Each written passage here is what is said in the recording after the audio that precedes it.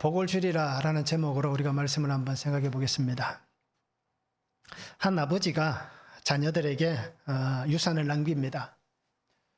세 아들에게 양 11마리를 유산으로 남겼습니다. 그래서 유산으로 남기면서 이런 유언을 합니다.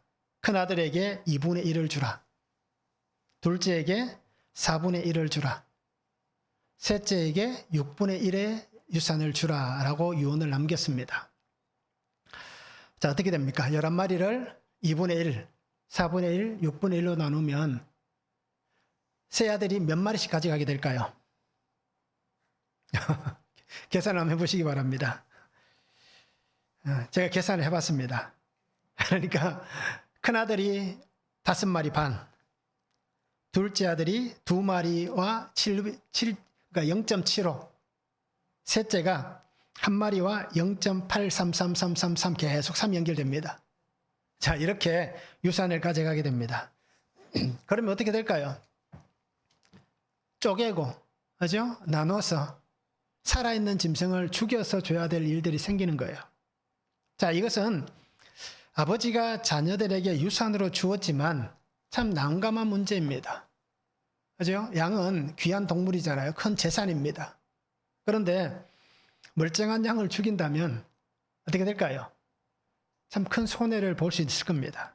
그래서 굉장히 이 문제로 인해서 그죠? 자녀들이 머리가 우리 표현으로 하면 뽀개질 만큼 힘들게 되었습니다. 그런데 이 문제를 지켜보고 있던 랍비가 하나의 해결책을 내놓습니다. 어떻게 하면 세 아들이 골고루 유산을 양을 죽이지 않고 잘 가져갈 수 있을까요? 어떤 해결책을 내놨을까요? 맞히는 사람에게 선물 드리도록 하겠습니다. 맞습니다. 우리 진고사님 말 따라 이 랍비가 한 마리를 더 보태서 계산을 합니다. 자, 그런데 랍비가 내어놓은 양 한 마리가 사라졌을까요? 그대로 있을까요? 어떻게 됐을까요? 네, 그대로 있게 됩니다. 자, 12마리를 가지고 2분의 1, 4분의 1, 6분의 1로 나누니까 큰아들은 6마리를 가져갑니다. 둘째는 2.75보다 조금 더 많은 3마리를 가져갑니다. 셋째는 1.833보다 조금 더 많은 2마리를 가져가게 됩니다. 그리고 한 마리의 양이 남습니다. 이 양은 어떻게 될까요? 누가 가져갑니까? 예, 랍비가 가져가야겠죠. 그래서 유산은 잘 정리됩니다. 이것이 우리가 한 사람의 지혜로운 행동을 통하여서 우리에게 보여주는 참 어떻게 보면 좋은 교훈이다라고 얘기할 수 있습니다. 그런데 여기에서 얘기하는 내용이 어떤 내용이겠습니까? 어떤 걸까요? 유산을 잘 나누어야 된다는 얘기일까요? 여기에서 나오는 우리가 하나의 깨닫기를 원하는 것은 어려울 때, 그죠? 힘들고 어려울 때 자신의 것을 내놓을 수 있는 그러한 사람이 되어야 한다라는 겁니다. 한 마리를 내놓을 때는 내 것을 잃어도 괜찮다 라는 마음으로 내놨을 거예요. 그러니까 오늘 우리 성도님들도, 그죠? 우리가 분명히 그렇게 잘 마음을 가지면 좋겠습니다. 그래서 특별히 자녀들은 부모의 유산을 가지고 요즘 법정 싸움도 굉장히 많이 하잖아요. 조금이라도 더 가져야겠다 라기 때문에. 그런데 오늘 우리가 결국 그것도 내 것은 아니잖아요. 그죠? 부모님이 그죠? 잘해서 나에게 주면 은혜이고, 그죠? 안 주면 그냥 그런 거죠. 그걸로 해서 부모님을 우리가 그죠? 이렇다 저렇다 얘기할 그게 없잖아요. 그래서 내게 준 은혜를 통해서 어려울 때 나도 도울 수 있는 이러한 삶을 사는 것이 오늘 우리가 좀 손해보더라도, 그죠? 내가 조금 손해보더라도 그렇게 사는 게 좋지 않겠나라는 겁니다. 전도서 11장 1절의 말씀 보면 너는 내 떡을 물 위에 던져라. 여러 날 후에 도로 찾으리라 말씀하잖아요. 하나님께서 우리에게 주신 이 말씀을 잘 생각하시면서 내가 움켜쥐는 사람인가? 아니면 나는 손을 펴는 사람인가? 한번 생각해 보시기 바랍니다. 어떻게든 움켜쥐는 사람. 그렇죠? 절대 나는 내 것은 뺏기지 않는, 내 밥그릇은, 그렇죠? 전쟁이 일어나도 내가 죽는 한이 있어도 내 밥그릇은 안 뺏긴다 라고 할 것인지, 아니면 손을 펴고 나누고 섬기는 사람인지 우리가 깊이 있게 한번 생각해 볼 수 있는 시간이 되면 좋겠습니다. 자, 오늘 말씀을 한번 보시기 바랍니다. 나시린은 자기 몸을 구별한 기간이 끝나면 하나님께 정해진 헌문을 드렸습니다. 그래서 나시린은 자신의 머리털을 다 밀고 불로 태웁니다. 그리고는 하나님 앞에 어떻습니까? 번제를 드린 다음에 자신의 일상의 삶으로 돌아가게 됩니다. 그리고 오늘 성경 마지막 부분에는 하나님은 대제사장을 통해서 백성을 축복하게 합니다. 그러면 하나님께서 내가 그들을 축복하겠다라고 약속해 주시고 있습니다. 자, 복을 주리라 첫 번째는 나는 할 수 없지만 주님이 하십니다. 13절에서 17절입니다. 나시린의 법은 이러하니라. 자기의 몸을 구별한 날이 차면 그 사람을 회막문으로 데리고 갈 것이요. 그는 여호와께 헌물을 드리되 번제물로 1년 된 흠없는 순양 한 마리와 속죄제물로 1년 된 흠없는 어린 암양 한 마리와 화목제물로 흠없는 수양 한 마리와 무교병 한 광주리와 고운 가루에 기름 섞은 과자들과 기름 바른 무교 전병들과 그 소제물과 전제물을 드릴 것이요. 제사장은 그것들을 여호와 앞에 가져다가 속죄제와 번제를 드리고 화목제물로 순양의 무교병 한 광주리를 아울러 여호와께 드리고 그 소제와 전제를 드릴 것이요 라고 말씀합니다. 자, 나시린이라는 단어는 나자르라는 단어를 씁니다. 그래서 구별하다, 성별되었다, 봉헌되었다 또는 분리되었다, 떼어놓은 것이다 라는 뜻을 가지고 있습니다. 그래서 성별되거나 헌신된 사람을 나시린이다 라고 얘기를 합니다. 그래서 이 단어 나시린이라는 단어 나자르라는 이 뜻에 보면 이런 뜻이 있습니다. 포도나무인데 아직 손질하지 않은 포도나무라는 뜻을 가지고 있습니다. 그래서 사람의 손이 닿지 않는, 그죠? 어떤 다른 것을 통해 가지고 그것이 가꾸어지지 않는 그런 모습이다라고 얘기를 합니다. 그래서 우리가 알듯이 이 나시린은 일평생 하나님 앞에 헌신된 자일 수 있고요. 또는 성경에 나와 있는 말씀들을 통해 보면 특별한 어떤 기간 동안 한 달 아니면 1년 아니면 몇 년이라는 시간 동안 특별히 헌신을 해서 한시적으로 자신을 하나님 앞에 구별하여 드린 사람일 수 있습니다. 그래서 이 나시린은 어떻게 보면 하나님께 자기 스스로를 하나님 앞에 자신을 봉헌한 자가 바로 이 나시린입니다. 그래서 나시린은 자기의 삶에서 자신을 분리시켜냅니다. 내가 살아가는 그 환경에서 자신을 분리시켜내어서 이제부터는 내가 그 기간 동안 하나님 앞에 분리된 시간을 살겠다. 구별된 삶을 살겠다라고 하는 결단으로 살아갑니다. 그래서 우리가 알 때 6장에 보면 앞부분에 보면 이 나시린에 대해서 잘 나와 있습니다. 그래서 특히 3절부터 보면 포도주와 독주를 먹지 않겠다. 그죠? 포도로 된 어떤 발효된 그러한 것들을 먹지 않겠다. 그리고 심지어는 금포도도 먹지 않겠다라고 얘기를 합니다. 그리고 머리를 깎지 않았습니다. 시체를 가까이 하지 않습니다. 그래서 자기 몸을 구별하는 날 동안 어떻습니까? 하나님 앞에 거룩한 자가 바로 이 나시린이다라는 것입니다. 그래서 나시린은 자신을 우리가 하나님 앞에 드려진, 지난주 우리가 말씀을 드릴 때 그랬죠. 온전하게 바쳐진 그러한 모습이 바로 이 나시린의 모습입니다. 자, 그런데 이렇게 나시린은 자기 스스로가 하나님 앞에 구별한 사람도 있지만 그러나 하나님께서 택하여서 그를 나시린으로 부른 사람들도 있다는 겁니다. 사사기 13장 7절에 보면 그가 내게 이르기를 보라 내가 임신하여 아들을 낳으리니 이제 포도주와 독주를 마시지 말며 어떤 부정한 것도 먹지 말라. 이 아이는 태에서부터 그가 죽는 날까지 하나님께 바쳐진 나시린이 됨이라. 이렇게 기록하고 있습니다. 마노아와 그 아내가 하나님 앞에 서운하잖아요. 아이를 위해 서운할 때에 하나님께서 그에게 어떻습니까? 태를 열어주시면서 그렇게 말씀하신 거예요. 그의 이름이 삼손인 것을 잘 압니다. 이 아이는 태어나서 죽을 때까지 그죠? 하나님이 선택한 나시린이다 라고 얘기를 하고 있습니다.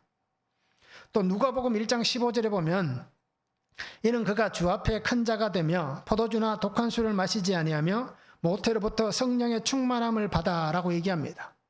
세례 요한에 대한 얘기입니다. 세례 요한도 어떻습니까? 하나님께서 그를 모태에서부터 택하신 겁니다. 그래서 어떻게 보면 신약 시대의 이 라시닌의 대표는 세례 요한이라고 할 수 있고요. 또 구약 시대의 대표는 삼손이다라고 우리가 얘기할 수 있습니다. 이렇듯 하나님이 택한 사람이 있고 또 오늘 말씀같이 사무엘은 어떻습니까? 어떻게 보면 어머니가 서원하여 기도해서 하나님 앞에 드린, 그죠? 그래서 일평생을 하나님 앞에 쓰임받은 사람 바로 사무엘도 어떻게 보면 나시린이고 사사이잖아요. 그리고 우리가 이 말씀을 보시면서 자기가 서원하여 드린 날 동안 자신의 삶을 위해 사는 자가 아니라는 것입니다.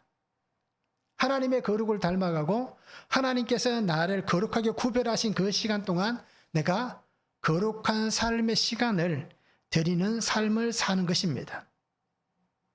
그래서 오늘 이 나시린에 대해서 분명히 말씀을 하면서 오늘 본문에 뭐라고 얘기합니까? 이 나시린으로서의 이 헌신된 기간, 그죠? 내가 하나님 앞에 헌신하였던, 아니면 하나님께서 그렇게 택하셨던 그 시간이 끝날 때에 우리가 어떻게 해야 되느냐? 그것에 대해서 오늘 말씀을 하고 있는 것입니다. 자기의 몸을 구별한 날이 차게 되면 그는 하나님 앞에 나가서 오늘 성경은 5가지의 제사를 드리게 합니다. 번제를 드리고 속죄제를 드리고 화목제, 소제, 그리고 어떻습니까? 전제를 하나님 앞에 드리게 합니다. 자신을 희생하고 헌신하고 하나님 말씀 안에서 구별된 자로 살아온 모든 시간들의 삶이 어땠습니까? 그가 살아온 시간은 어떻게 보면 우리가 생각할 수 있는 그것보다는 아마 어려운 삶이었을 겁니다. 우리는 그런 삶을 살아보지 않았잖아요. 그러면 그 사람이 어떤 삶을 살았는지 이해하기가 힘듭니다. 그죠? 목사는 목사로서의 삶을 살고 있으니까 성도의 삶에 대해서 잘 알지 못합니다. 성도들은 어떻습니까? 또 직분을 받은 사람, 장로, 권사, 집사의 직분을 받은 사람들은 그 직분에 맞게 살아가지만 또 목회자의 삶을 잘 이해를 못하고, 그죠? 또 다른 성도의 삶을 잘 이해를 하지 못합니다. 왜요? 내가 그렇게 살아보지 않았기 때문입니다. 그러니까 오늘 우리가 말씀을 통해서 정말 하나님께서 그가 선택되고 구별된 자로 살아온 삶이 어떻다 우리가 말하는 것은 쉽지만, 그러나 알지 못하고 말하는 것은 우리가 어떻게 보면 큰 오해를 불러일으킬 수 있다라는 것을 우리가 좀 알 수 있으면 좋겠습니다. 자, 그가 살아온 삶의 모습이 분명히 있습니다. 그런데 오늘 그 삶이 끝날 때에 왜 하나님 앞에 이렇게 헌물을 드려야 되는가? 왜 하나님 앞에 나아가야 되는가? 라는 것입니다. 분명한 것은 모든 것은 다 하나님의 은혜였다는 것입니다. 즉 하나님의 은혜가 아니면 내가 나시린으로 택함 받지도 못하고, 그죠? 내가 나시린으로 하나님 앞에 구별되지도 못하는 겁니다. 오늘 우리들의 표현을 보면 어떻습니까? 내가 하나님의 거룩한 백성으로 예수 그리스도를 믿는 그 믿음의 자녀로 선택받지도 못했을 것이고, 또는 내가 주님 앞에 나와서 믿음의 고백을 할 수도 없었을 것입니다. 그러기에 모든 것은 다 하나님의 은혜란 것입니다.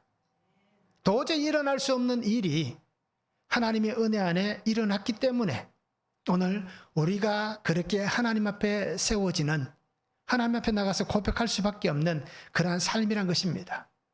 나를 구별하신 하나님께 나를 구별하여 세워주셨던 그 삶을 살아왔던 모든 시간들을 이제 하나님 앞에 말씀을 통해서 아름답게 세워지고 그 자리에서 하나님께 내 모든 것을 드리는 시간이 바로 그 끝나는 시간, 하나님 앞에 제사하며 하나님 앞에 세워지는 시간들이란 것입니다.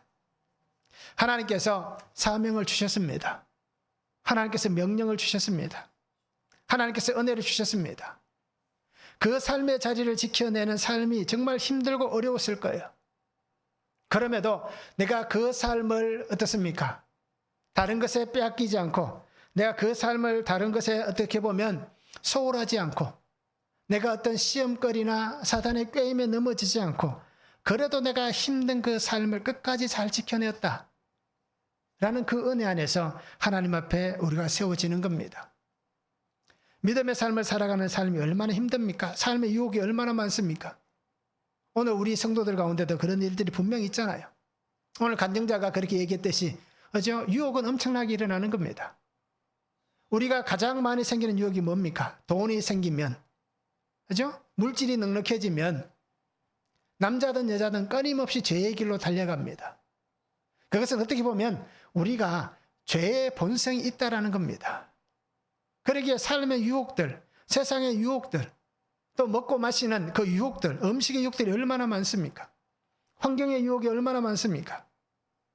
그 힘든 가운데에 그래도 내가 그 시간을 거룩함으로 지켜내었다 라는 그 은혜가 있다는 것은 하나님 앞에 기쁘게 설 수 있는 은혜이다라는 것입니다. 그런데 그 은혜는 어떤 것입니까? 나는 할 수 없었지만 주님께서 해주셨습니다 라는 것입니다. 오늘 우리가 하나님 앞에서 정말 하나님의 사람으로 구별되어서 살아가는 삶이 되기를 바랍니다. 그래서 오늘 우리의 입술의 고백이 그랬으면 좋겠습니다. 충분히 정말 나는 할 수 없습니다. 그런데 이것이 부정적인 것이 아니라, 그죠? 안 됩니다. 나는 절대 할 수 없습니다. 이게 아니라 내가 할 수 없다는 것은 주님이 하시기 때문에, 그죠? 주님이 하시기 때문에 내가 할 수 없습니다.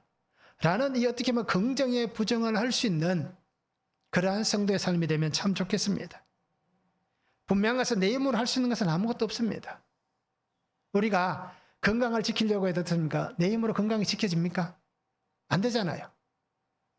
내가 주위에서 일어난 수많은 시험거리를 피하고 싶지만 피해집니까? 노력은 할 수 있겠지만 어느 순간 보면 또 그 시험거리에 넘어져 있는, 그리고 어떻게 합니까?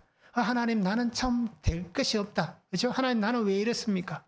아마 그렇게 우리가 탄식하게 될 것입니다.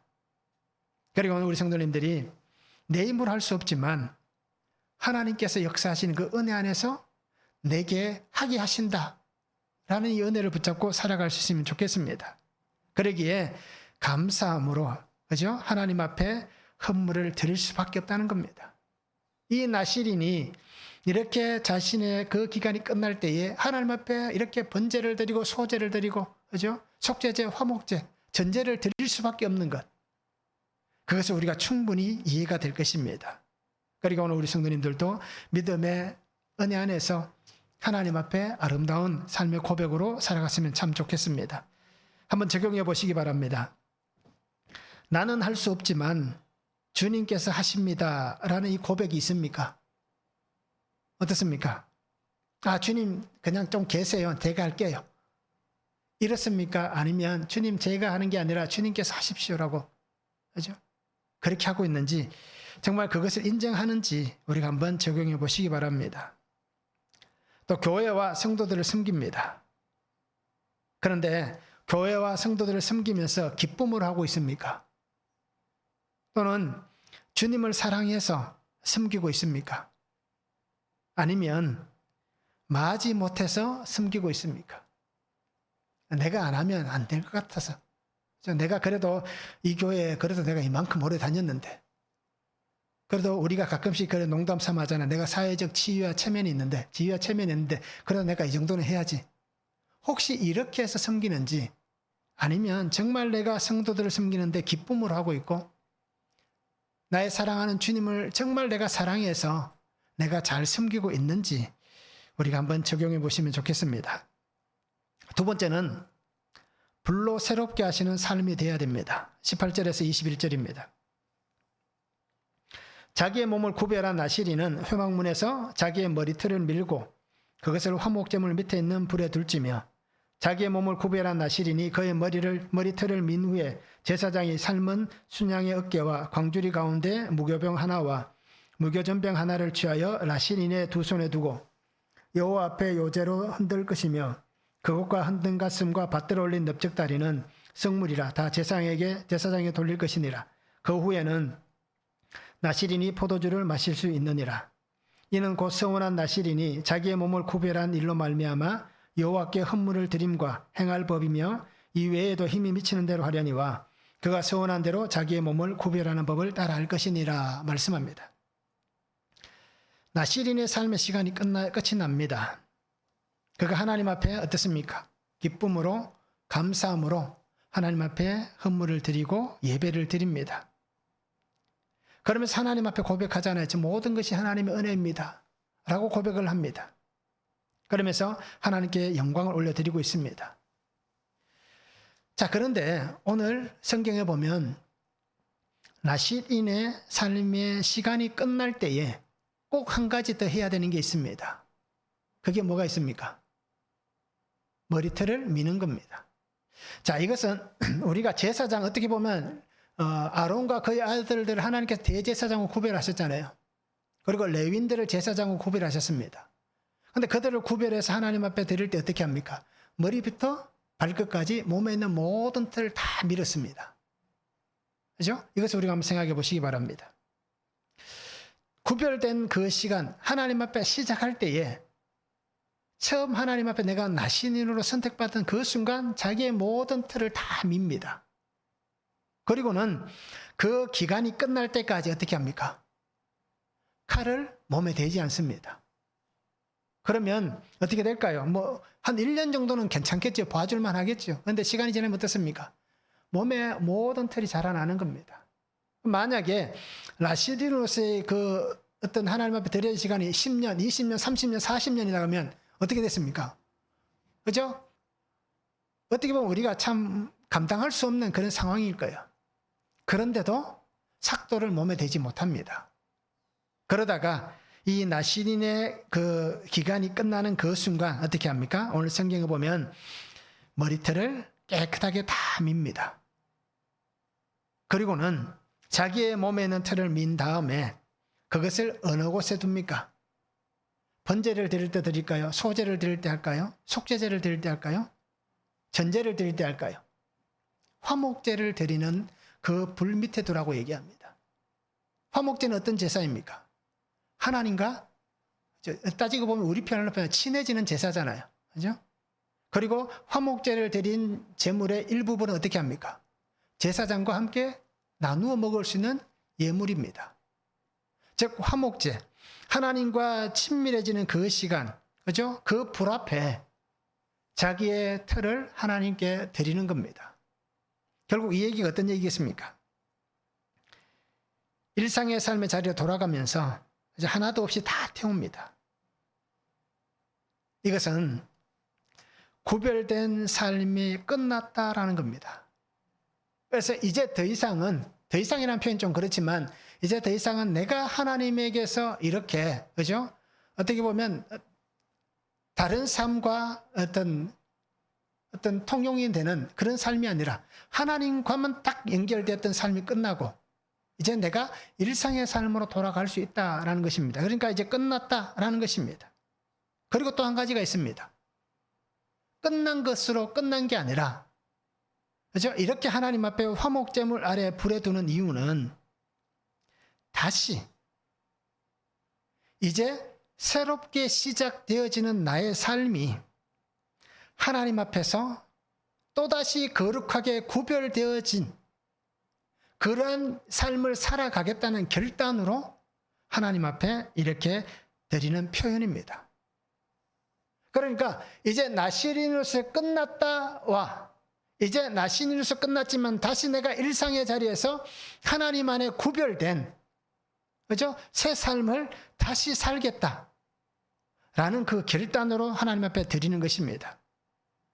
그래서 오늘 화목제물의 이 불, 하나님과 화목하게 하는 하나님의 은혜의 불 앞에서 나의 모든 삶은 영원히 하나님과 함께 살겠다는 믿음의 결단인 것입니다. 그리고 우리 성도님들이 잘 기억하시기 바랍니다. 끝나는 것이 아닙니다. 그렇죠? 어떻게 보면 그 한계 속에 갇혀 있었지만 이제 그 한계가 깨어지고 어떻게 계란 속에 있던 병아리가 나오면서 자유를 누리지만 그 자유 속에서도 하나님과 영원히 살겠다는 그 결단으로 그렇게 드려지는 것입니다. 그러면서 오늘도 성경이 뭐라고 얘기합니까? 순양의 어깨를 요제로 드리고 있습니다. 요제는 어떤 제사입니까? 하나님 앞에 흔들어 드리는 제사입니다. 그래서 이렇게 요제로 드렸다는 것은 말씀 안에서 내가 하나님의 사명으로 살겠습니다. 하나님 내게 주신 이 삶의 자리에서 내가 하나님의 말씀으로 살아가겠습니다 라는 결단을 가지고 있는 것입니다. 그러기에 라신일의 삶의 시간이 시작할 때부터 끝나는 시간이었던, 그리고 끝나서 새롭게 시작하는 모든 것들이 하나님 안에서 삶이 되는 것입니다. 결국 성도의 삶은 하나님을 떠나서 살아갈 수 있는 삶이 아닌 것입니다. 결국 이걸 우리가 오늘 다르게 표현하면 그렇습니다. 많은 사람들이 성도들에게 하는 얘기들 중에 한 가지가 뭡니까? 교회와 세상의 삶을 어떻게 보면 구별이란 말이 아니라 다르게 살아가는 모습들이 많이 나타나잖아요. 교회 안에서는 괜찮은 사람인데 교회 밖에만 나가면 안 괜찮은 사람인 겁니다. 그래서 세상의 사람들이 많이 손가락질하는 이유가 바로 그겁니다. 교회에서는 정말 좋은 그리스도인인데 세상에서는 정말 나쁜 세상 사람이다라는 겁니다. 그런데 오늘 성경에서 보여주는 말씀은 뭡니까? 교회에서든 세상에서는 동일하게 하나님 안에서 사는 삶이 되어야 한다는 겁니다. 교회만 하나님이 계시는 게 아니라 내가 살아가고 있는 세상의 자리에도 하나님은 함께 하시는 겁니다. 그런데 교회에서만 거룩한 사람으로 살고 세상에서는 내 마음대로 산다. 이것은 분명히 그리스도인의 삶이 아니란 겁니다. 그러니까 오늘 이렇게 화목제물 불 아래 머리털을 태우는 것이 바로 그런 의미입니다. 나신이로서 끝났지만 끝난 것이 아니라 다시 하나님 앞에서 나는 결단하며 믿음의 삶을 살겠다라고 하나님 앞에서 다시 살아가는 것입니다. 그리고 오늘 우리가 하나님 은혜 안에 살아가는 삶이 이런 삶이 되면 좋겠습니다. 예수님을 통해서 제자들이 어떻게 됩니까? 능력을 덧입었잖아요. 그런데 그 삶이 예수님이 죽으시면서 끝났습니까? 끝난 게 아니잖아요. 주님께서 말씀하신 것을 우리가 잘 보시기 바랍니다. 위로부터 이 능력이 임할 때까지 어떻게 얘기합니까? 너희는 이곳에 머물러 있으라고 얘기하잖아요. 예수님이 죽고 부활하신 다음에 끝난 게 아니라 이곳에 머물러 있음을 통하여서 다시 시작되어질 하나님의 일에 쓰임받는 자가 되라라고 얘기하고 있습니다. 그래서 하나님의 능력, 불의 능력이 임할 때까지, 그렇죠? 위로부터 임할 그 은혜를 입을 때까지 너희는 이곳에 머물러 있으라라고 얘기합니다. 그 은혜가 임하였을 때 어떻게 됩니까? 예전의 모습과는 전혀 다른, 완전히 다른 그 삶의 길을 걸어가게 되는 것입니다. 사도행전 2장 2절의 4절 말씀하잖아요. 홀연히 하늘로부터 급하고 강한 바람 같은 소리가 있어 그들이 앉은 온 집에 가득하며 마치 불의 혀처럼 갈라지는 것들이 그들에게 보여 각 사람 위에 하나씩 임하여 있더니 그들이 다 성령의 충만함을 받고 성령이 말하게 하심을 따라 다른 언어들로 말하기를 시작하니라. 또 사도행전 10장 44절에도 보면 베드로가 이 말을 할 때에 성령이 말씀 듣는 모든 사람에게 내려오시니 라고 말씀하고 있습니다. 이 장에서는 예수님께서 약속하신 그 은혜가 임할 때까지 있었던 제자들이 그죠? 은혜를 입는 장면이고, 사도행전 10장은 어떻습니까? 이방인인 고넬료가 또 그 온 식구가 성령의 임재를 경험하는 그 놀라운 은혜가 있는 시간입니다. 즉 이렇다, 우리는 하나님의 성령께서 임하시는, 그래서 성령의 임재, 위로부터 임한 하나님의 그 은혜를 내가 오늘 입음을 통하여서 이제 내가 새롭게 시작되는 거룩한 성도의 삶을 사는 자가 되는 것입니다. 이것이 바로 오늘 나실인이 하나님 앞에 화목제를 드리면서 자신의 머리털을 밀고 그 머리털을 화목제 불에 태우는 것과 똑같은 모습입니다.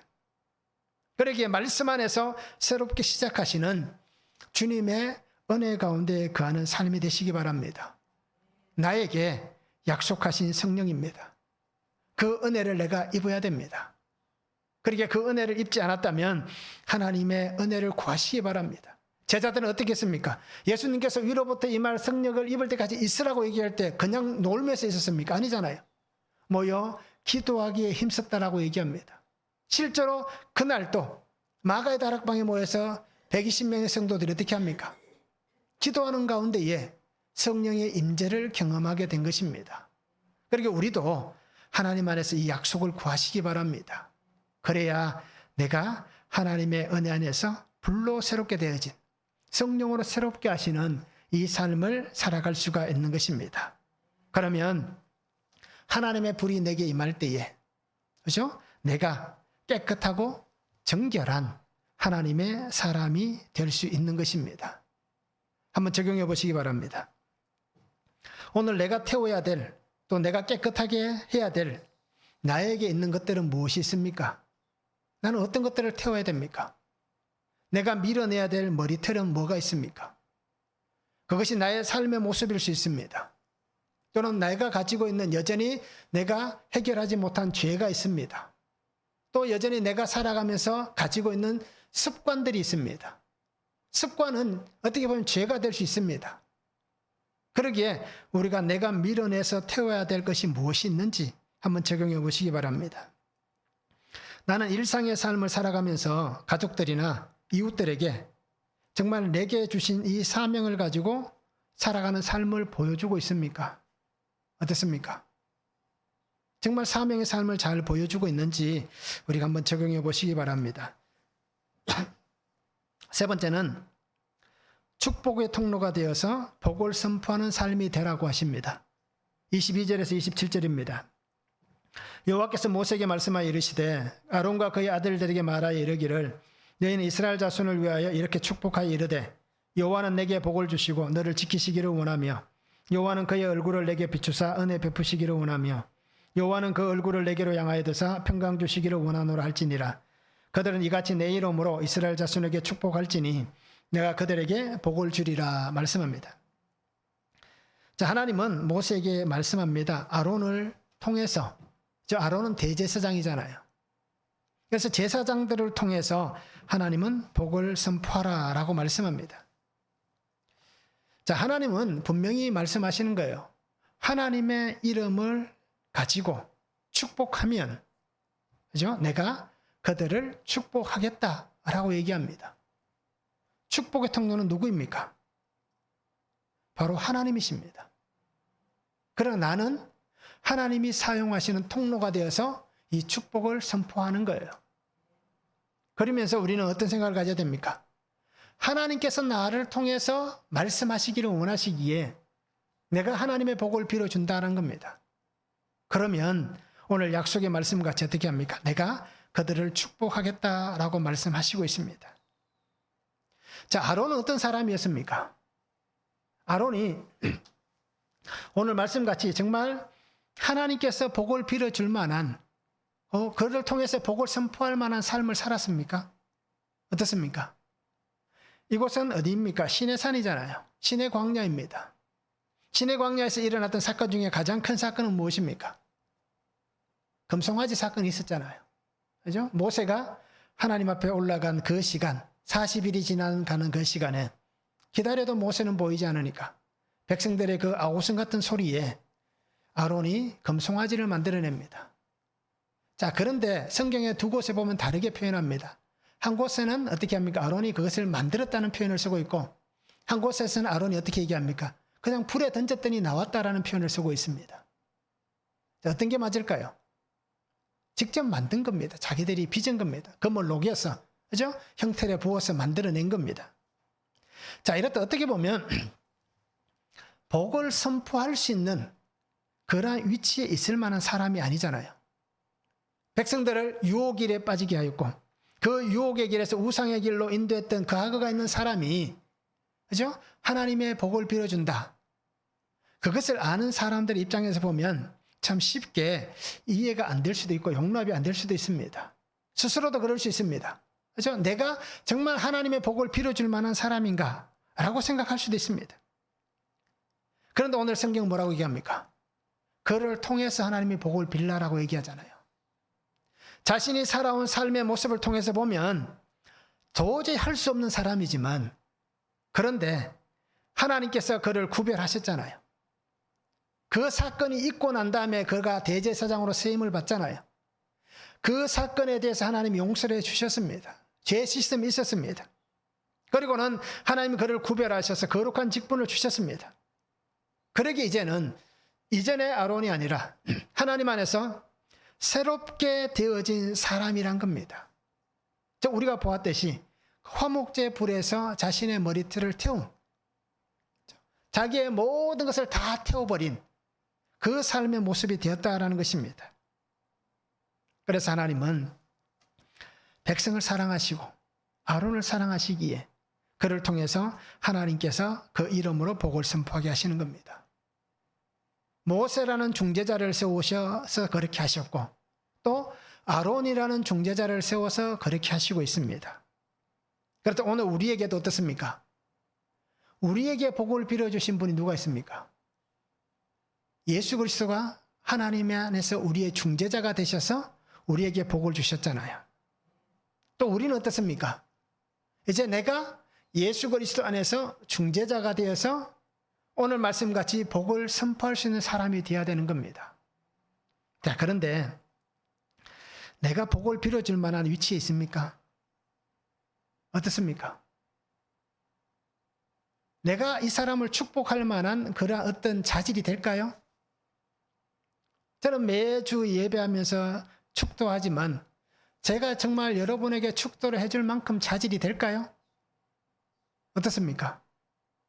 뭐 된다라고 얘기하지 마시기 바랍니다. 내가 생각할 때는 저는 안 된다라고 생각하고 있기 때문에. 그렇잖아요. 나라는 존재를 놓고 보면 성도들에게 복을 빌어줄 만한 자질이 되질 않습니다. 그 위치에 속하지 않습니다.